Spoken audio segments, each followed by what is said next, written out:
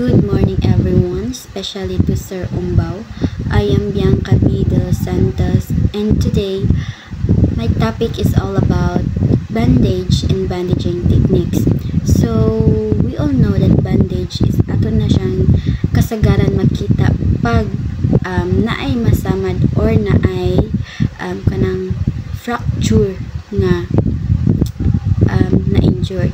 So, bandages and dressing are both used in wound or fracture management. As I said earlier, no, ang bandage is pwede na siya magamit sa duha, sa samad and sa fracture nga na-injured. So, I have here steps on how to apply a cravat bandage to the shoulder or armpit nga na-injured. So, ang cravat, mauni siya ang kanang mura na siya tela, pero triangle iyang forma. Muna siya kasagaran ginagamit pag na-injured, no? Tela na siya nga, ang forma is triangle. So, step 1, make an extended cravat bandage by using 2 triangle bandage.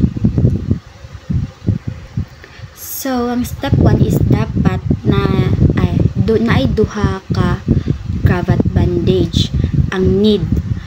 And step 2 is fold the 2 bandage into a single extended bandage.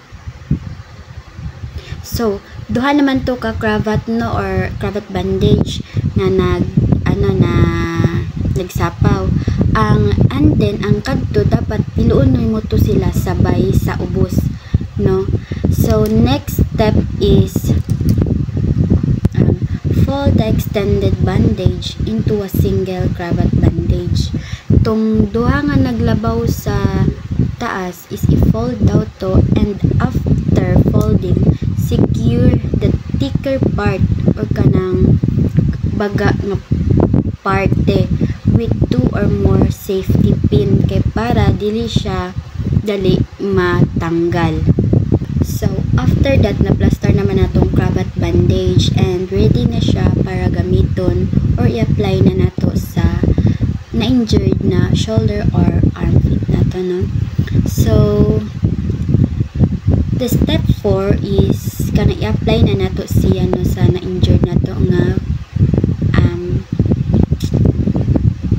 shoulder. So please place the middle of the cravat bandage under the armpit so that the front end is longer than the back end and safety pins are on the outside. So, ang pasabot ato is the cravat bandage nato.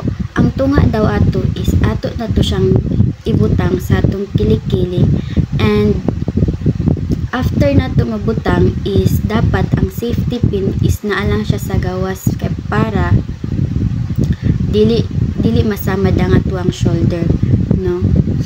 And step 5, after that, cross the end on the top of the shoulder. So after that, tong duha ka buok nga nagkuan sa tong cravat, tong side by side is ato to siyang i-cross, no. I-cross na to siya og formada. And lastly is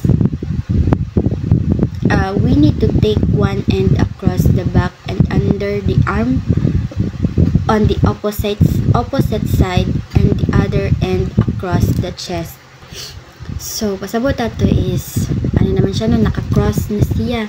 Ang katong sa atubangan nga bandage is ato to siya ibutang sa likod, and ato to siyang sa pikas ato kilikili is diri asa under gyapon siya sa ato ang armpit, and then katong front na bandage is ato siyang ipaagi diri sa atong chest kay para mahikot to siya, no, para dili siya matanggal. So mura to akong report unta na imoy masabtan, and God bless everyone. Thank you for listening.